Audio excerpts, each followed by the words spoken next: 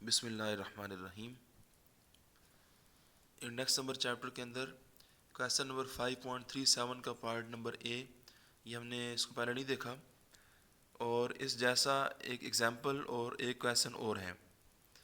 ये तीनों जो क्वेश्चंस हैं ये बाकी सारे क्वेश्चन से काफ़ी डिफरेंट हैं इस एतबार से कि आपको जो डेटा बताया गया है इस क्वेश्चन के अंदर, इस तरह का डेटा बताने का तरीका सिर्फ इन तीन क्वेश्चन के अंदर ही है। बाकी और सारे क्वेश्चंस में डेटा बताने का तरीका मुख्तलिफ है। मिसाल के तौर पर मैं पहले जो ऊपर एक क्वेश्चन नज़र आ रहा है, देखिए यहाँ पर लिखी हुई है मिल्क, बटर, चीज़, ये कमोडिटीज़ का नाम है और इनके साथ प्राइसेस और क्वांटिटीज़ दी हुई हैं और साथ में ईयर लिखे हुए हैं। लेकिन ये जो क्वेश्चन है इन तीनों के अंदर एक ख़ास तरीका है कि यहाँ पर ईयर लिखे हुए हैं पहले पहले कॉलम के अंदर, साथ में एक कॉलम बना हुआ है डिक्लेयर्ड वैल्यू और फिर कॉलम बना हुआ है value on the basis of, आगे ये 1938 वैल्यूज़ लिखा हुआ है। तो 1938 इन ये जितने साल हैं इस काम के अंदर, उन सारे सालों में से एक साल उन्होंने यहाँ एक कॉलम के ऊपर भी लिखा हुआ है। तो ऐसा हमारे पास पहले डेटा नहीं आया कभी। ये इसको आप जब करेंगे तो इस क्वेश्चन को करने से पहले आप ज़हन में रखें कि हमने इन तीनों क्वेश्चंस को एक अपना इनका ग्रुप है, तो इनको हम तीनों को अलग से डील करेंगे। ये क्वेश्चन थोड़े से डिफ़िकल्ट भी समझे जाते हैं क्योंकि बच्चे इसको मतलब मुश्किल समझते हैं करने में, तो पेपर में ये आ भी सकता है। तो हमने अब कोशिश करनी है कि इनको किसी तरह से अब देखें, इसको करें। तो ये डेटा के ऊपर जो ईयर लिखे हैं, ईयर और डिक्लेयर्ड वैल्यू, ये क्या मतलब बनता है इनका, ये मतलब भी बताते हैं इसमें। पहले ये देख लें कि ये क्वेश्चन है आपका 37 इसका ए, फिर जो एग्जाम्पल है 5.12, इस मौजूदा एडिशन का तो पेज नंबर 149 है। तो जिनके पास ओल्ड एडिशंस हैं तब भी एग्जाम्पल का नंबर आप याद रखें। इसके अंदर भी आप देखिए ईयर दिए हुए हैं, 7 कॉलम है डिक्लेयर्ड वैल्यू का और फिर 7 कॉलम है value on the basis of 1930।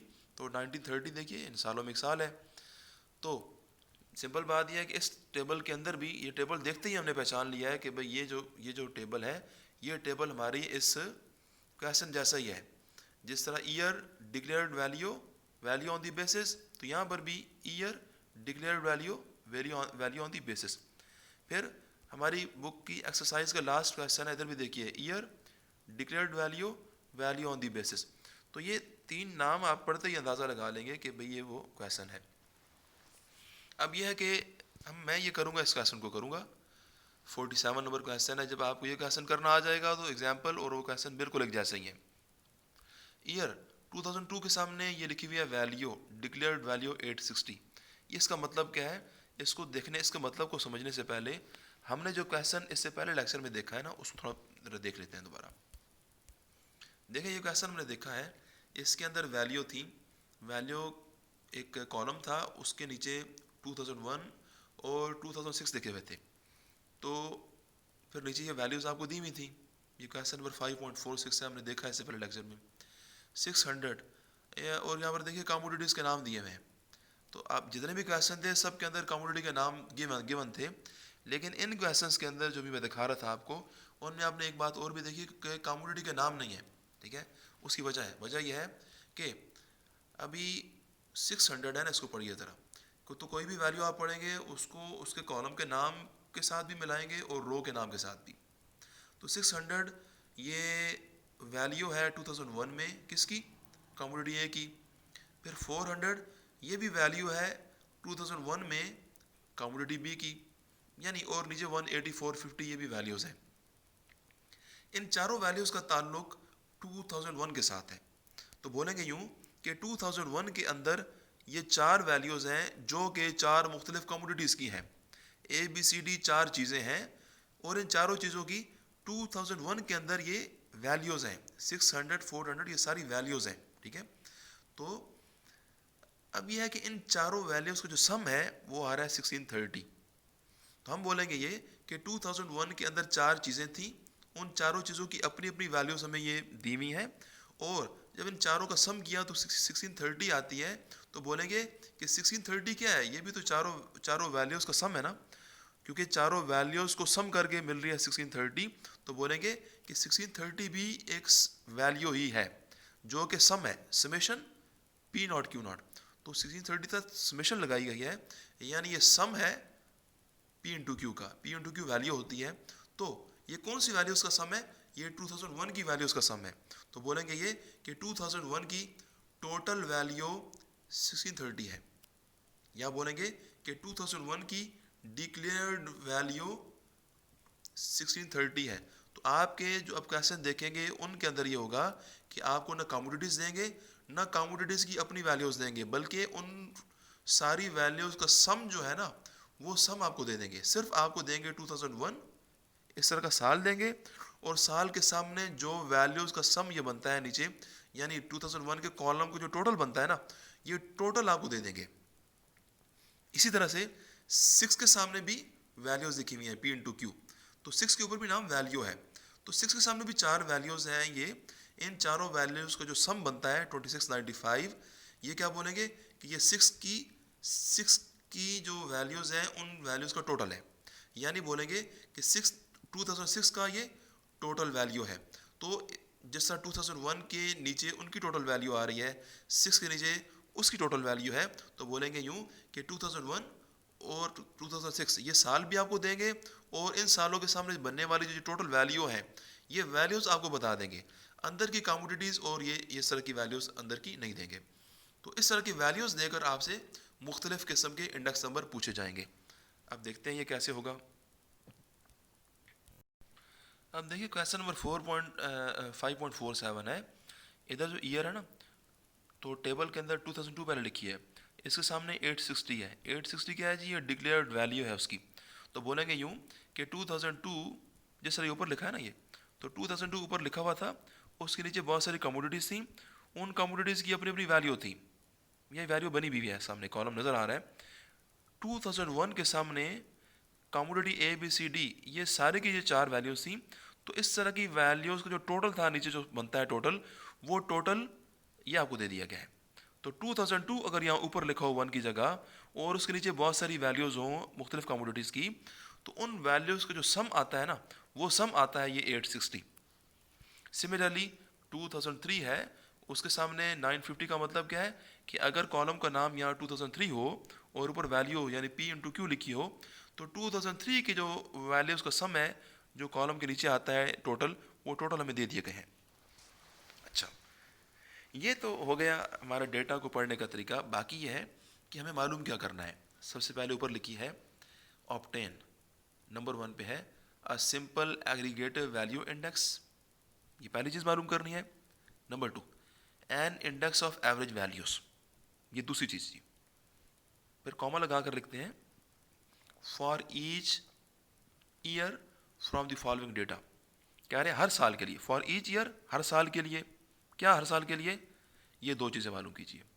ये जो दो पार्ट लिखे हैं ना, तो दोनों पार्ट्स के लिए कॉमा के बाद जो बात लिखी है ना, ये कॉमा के बाद बात इन दोनों पार्ट्स के लिए है कि ये दोनों पार्ट आप हर साल के लिए करें।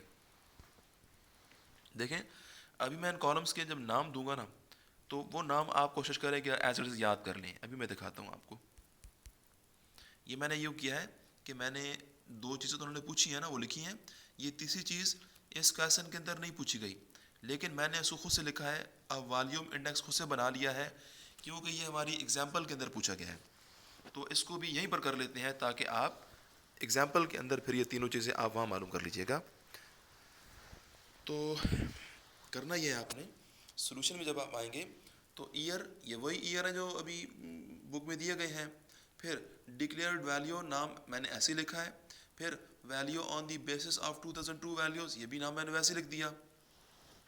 यहाँ से हमें एक बात पता चलती है कि हमारे 4 साल हैं, इन चारों सालों में से बेस ईयर कौन सा है, ये आपने सबसे पहले ये देखना है कि भाई 4 साल होते हैं तो इनमें से बेस ईयर तो होता है एक। तो ये आपको पता चलेगा इस तीसरे कॉलम के नाम से। तीसरे कॉलम के नाम में देखिए यहाँ लिखा हुआ है वैल्यू ऑन बेसिस ऑफ 2002। तो बेसिस ऑफ 2002 का मतलब ये है कि 2002 बेस ईयर है। तो इन चारों सालों में से ये पता चल गया कि 2002 हमारी बेस ईयर है और बाकी तीनों साल फिर बेस ईयर नहीं है, वो फिर करंट ईयर है। अच्छा, फिर दूसरी बात ये है, ये ना डिक्लेयर्ड वैल्यू, तो इस कॉलम के अंदर ये 860, 950 और ये नीचे दो जो हैं, इन चारों का नाम क्या है? ये इन चारों का नाम है डिक्लेयर्ड वैल्यू, लेकिन ये 860 पूरे साल की वैल्यू है। तो एक तो यह है कि ये वैल्यू है, वैल्यू होने का मतलब है P इंटू क्यू। तो इन सब के नाम, इन चारों के नाम के साथ पी क्यू देखिए आ रही है, पी क्यू सबके साथ आएगी।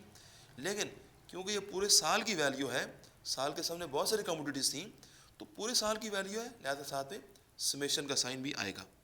ठीक है जी। तो साल की जो पूरी वैल्यू होती है ना, उसके लिए समेशन का साइन आता है। जबकि इससे पहले जब हम काम करते रहे हैं तो कॉलम के नाम में वैल्यू आया था, लेकिन वहाँ पर हमने सिर्फ नाम पी क्यू रखा था, वहाँ पर हमने नाम के साथ समेशन नहीं लगाया था। ठीक है, मैं दिखा देता हूँ आपको ताकि ये कन्फ्यूजन ना रहे बाद में। देखिए ये पहले क्वेश्चन मैंने देखा है ना, तो यहाँ कॉलम के नाम में वैल्यू थी, तो यहाँ मैंने वैल्यू के नाम के साथ समेशन नहीं लगाई है, सिर्फ पी क्यू लिखी है, समेशन नीचे आ रही है। ठीक है, तो जो इस तरह का क्वेश्चन आए 5.46 की तरह का क्वेश्चन आए, वहाँ वैल्यू के कॉलम के नाम में आप सिर्फ पी क्यू लिखेंगे। ठीक है, यहाँ समेशन पी क्यू गलती से नहीं लिख देना। इस क्वेश्चन के अंदर आप समेशन लगाएंगे, क्योंकि ये साल के सामने कमोडिटीज़ नहीं है, कमोडिटीज़ होंगी, वो क्वेश्चन वाले को खुद पता है कि कमोडिटीज़ कौन सी थी। वो जो भी कमोडिटीज़ थी उन कमोडिटी की वैल्यू के सम करके आपको दिए गए हैं, लिहाजा ये हो जाएंगी समेशन। तो इतना मसला नहीं है, आप इनको वैसे ही याद कर लें कि भाई इस क्वेश्चन के अंदर, ये इन तीनों क्वेश्चन के अंदर जो डिक्लेयर्ड वैल्यू का होगा ये कॉलम, उसमें हमने समेशन लगानी है सबके साथ और पी क्यू लिखने हैं। फिर क्योंकि 2002 बेस है, लिहाजा पी और क्यू दोनों के साथ नॉट आ रही है।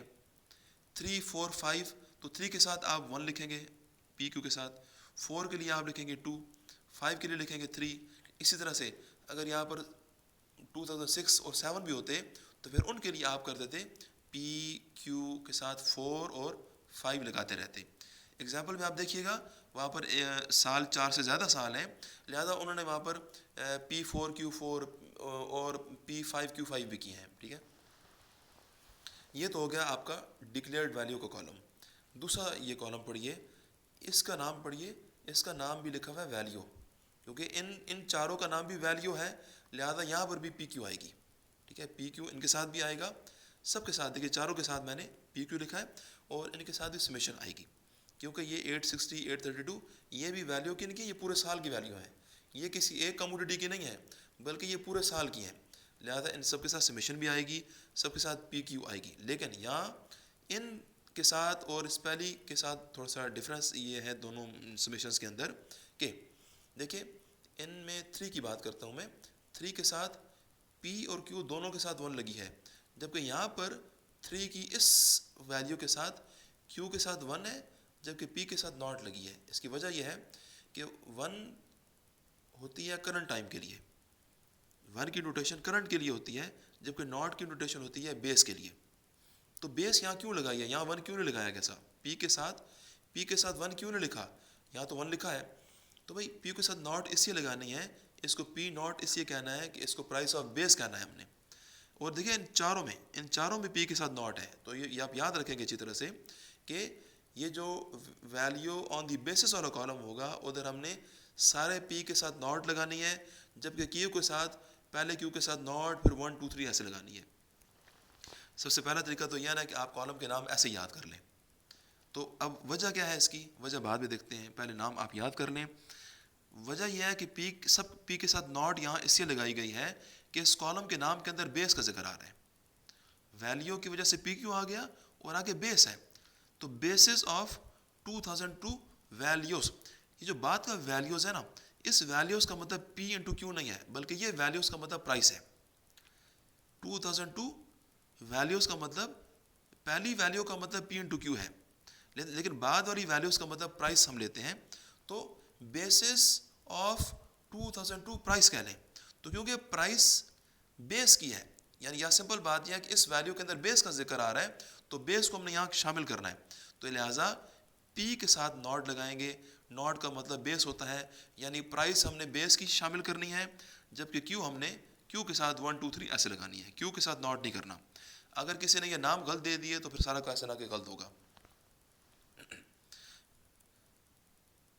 मैं यहाँ रिपीट कर देता हूँ कि हमने ये करना है कि हमने अपने काम में जो दूसरा कॉलम होगा उसमें सब P के साथ नॉट लगानी है, और Q के साथ पहले Q के साथ नॉट फिर 1 2 3 4 लगानी है। नॉट इसलिए पहले Q के साथ लगाई है क्योंकि ये Q बेस ईयर का है, 2002 बेस थी और बेस की क्वांटिटी को क्यू नॉट ही कहेंगे, लेकिन पी के साथ नॉट इससे लगाई है, प्राइस पी नॉट का मतलब प्राइस ऑफ बेस होती है, क्योंकि कॉलम के नाम के अंदर आ रहा है कि बेस ऑफ 2002 वैल्यूज़। अच्छा, ये तो नाम आपने देने हैं। अब काम में आते हैं। सबसे पहला काम यह है कि हम ये कह रहे हैं कि क्वेश्चन नंबर 1 जो किया गया है कि हम क्या करें, सिंपल एग्रीगेटिव वैल्यू इंडेक्स मालूम करें। मैं इस पेज के ऊपर पार्ट 1 करूँगा, जबकि अगले पेज के ऊपर और उससे अगले पेज के ऊपर पार्ट 2 और पार्ट 3 किए जाएंगे।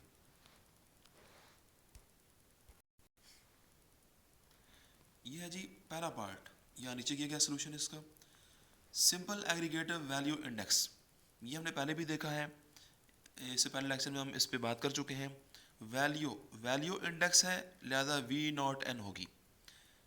फार्मूला इसका है summation P N Q N summation P not Q not. पहले ये बताया था कि वैल्यू इंडेक्स फार्मूला के अंदर ऊपर पी क्यू दोनों के साथ एन आएगी, नीचे पी क्यू दोनों के साथ नॉट आएगी। अब इस फार्मूला, ये हमारा nth है, ये n या ये बोले कि जनरलाइज फार्मूला है।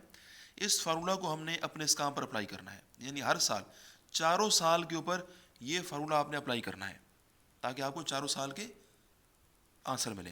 तो ये ईयर दोबारा लिख दिया मैंने, चारों साल लिखे। अच्छा, फिर ये फार्मूला जो है मैंने ऊपर लिख दिया, ठीक है जी। फिर इस फार्मूला को हमने अप्लाई करना था। मैं अभी बात करूँगा 3 के लिए। देखिए, जिस सेल में हम मौजूद होते हैं ना, जिस सेल में हम काम कर रहे हैं, जिस सेल का हमें इंडेक्स नंबर चाहिए, वो सेल कहलाता है करंट टाइम। उस सेल का जो टाइम है वो करंट टाइम है। तो मैं 110 की बात करता हूँ, ये कहाँ से आ गई है? 110 जिस जगह मौजूद है आप, यहाँ का टाइम है 3, तो बोलेंगे कि इस सेल के हिसाब से करंट टाइम हमारा 3 है। नीचे 151 इसके हिसाब से करंट टाइम 4 है, और 168 इसके हिसाब से करंट टाइम हमारा 5 है। लेकिन फार्मूला के अंदर मसला यह है कि फार्मूला में जो n होती है ना, ये n होती है करंट टाइम को ज़ाहिर करती है। तो देखिए, मैंने जब फार्मूला 3 की बात करता हूँ, पी नॉट क्यू नॉट नीचे आ रही है ना फार्मूला में, वो एज इट इज़ लिखी है, नॉट को नहीं छेड़ना।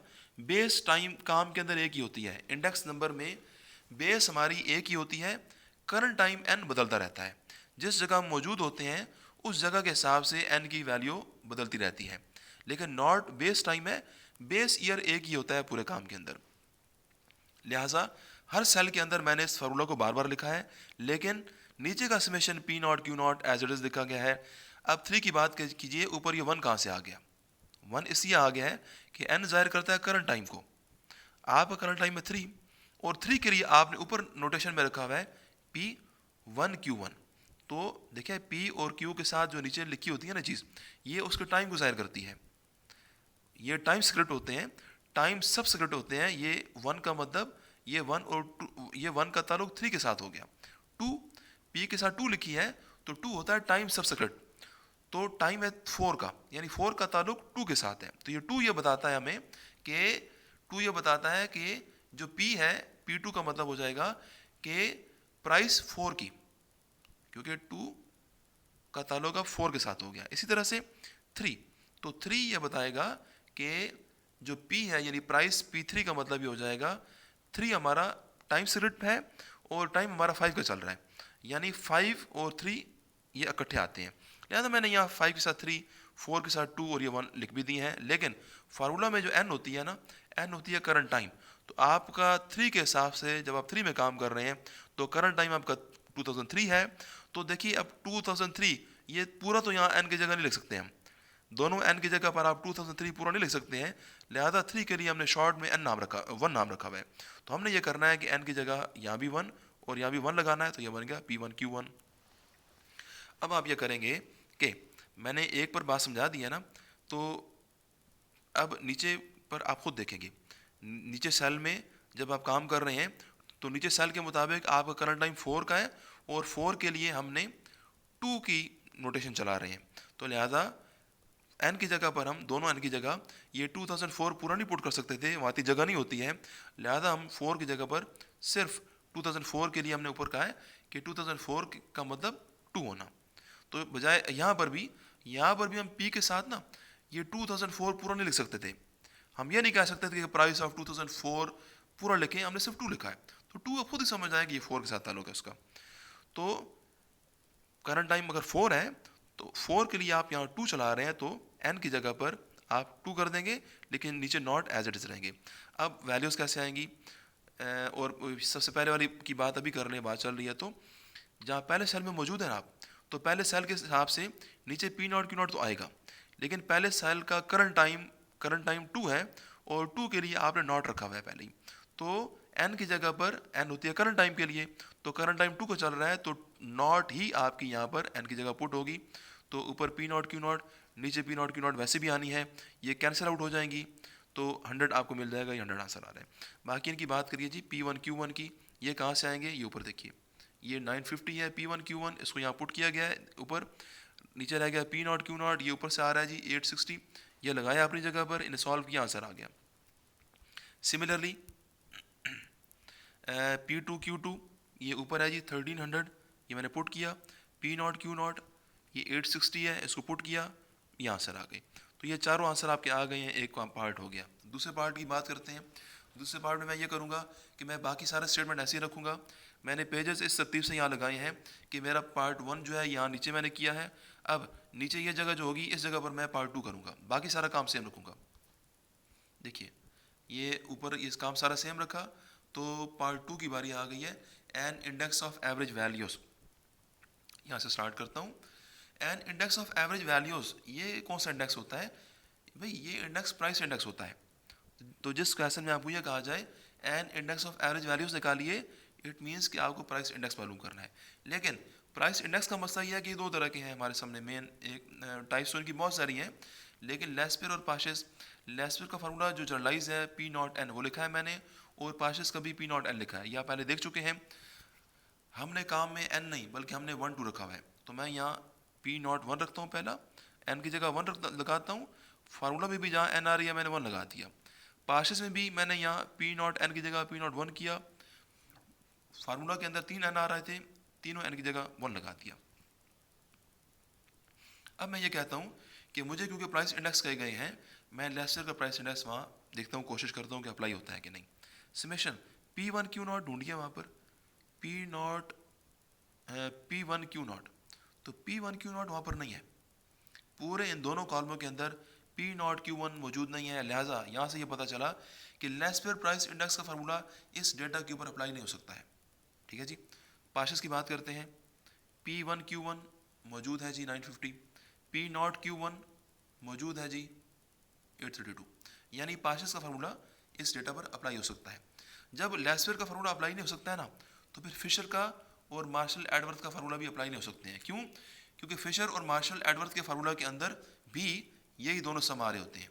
जब ये सम इस डेटा पर नहीं हो सकते हैं, तो फिशर और मार्शल के फार्मूला में भी ये सम आ रहे हैं, लिहाजा वो दोनों फार्मूला भी यहाँ पर अप्लाई नहीं हो सकते हैं। सिर्फ पाशेस का फार्मूला ऐसा है जो यहाँ अप्लाई हो सकता है। तो जी अब उसी तरह से ईयर लिखने हैं, उनके साथ ये 0 1 2 3 लिख लीजिए। फिर जो पाशेस का फार्मूला है जो एन की फॉर्म में है उसको यहाँ लिखा ऊपर, तो इस फार्मूला में जहाँ एन आ रही है भाई वो बदलती रहेगी, नॉट को नहीं छेड़ना।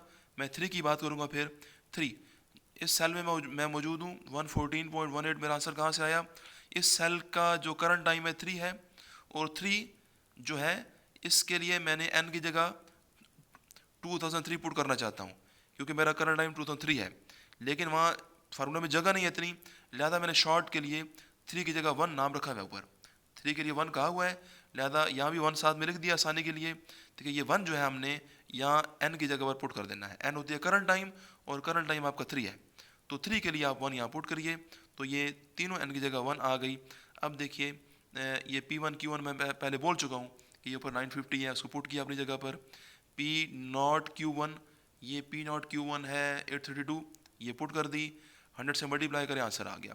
सिमिलरली बाकी भी आप पढ़ लीजिए, उम्मीद आप कर लेंगे। पहले सेल की बात दोबारा कर लेता हूँ कि पहले सेल में मसला ये है कि आपका करंट टाइम 2002 है और 2002 ही हमारी बेस भी है, लिहाजा क्योंकि करंट टाइम 2 है तो n की जगह पर नॉट पुट होगी, क्योंकि ये 2002 बेस है तो बेस के लिए नॉट रखी हुई है, तो n की जगह पर भी नॉट आएगी, और जो नॉट ऑलरेडी आ रहा है वो तो नॉट ही रहेगा, तो ऊपर भी P नॉट Q नॉट हो जाएगी, नीचे भी P नॉट Q नॉट हो जाएगी, ये आपस में कैंसिल हो जाएंगे, सिर्फ 100 बचता है, 100 आंसर आ गया। फिर बात करें इसकी तीसरे पार्ट की, वॉल्यूम इंडेक्स की। यहाँ पर भी जी सोल्यूशन और ये सारी बातें वही हैं। नीचे ये तीसरा पेज, ये नया पेज लगाया गया है नीचे, 3 पार्ट। वॉल्यूम इंडेक्स का मतलब होता है क्वांटिटी इंडेक्स। तो भाई जिस क्वेश्चन में आपको वॉल्यूम इंडेक्स मालूम करने को कहें, इट मीन्स कि आप क्वांटिटी इंडेक्स मालूम करें। इधर भी मसला ये है कि क्वांटिटी इंडेक्स लेस्पर का भी है, पाशस का भी है। और आपको बताया था कि क्वांटिटी इंडेक्स का फार्मूला कहाँ से बनता है, ये प्राइस इंडेक्स से ही बनता है।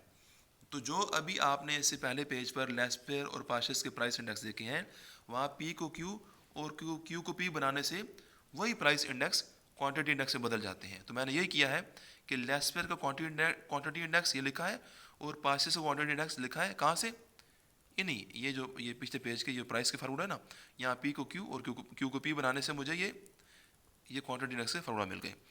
अब बात करता हूँ पाशस के फार्मूला की।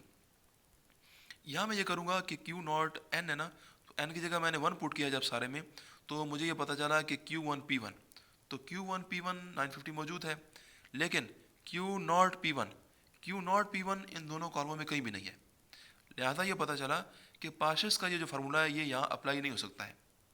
लेस्पर का देखिए, लेस्पर के फार्मूला में n की जगह पर मैंने 1 पुट की है, तो बनती है Q1 P नॉट, तो Q1 P नॉट ये मौजूद है जी, ये 832। फिर Q नॉट P नॉट ये ऊपर मौजूद है।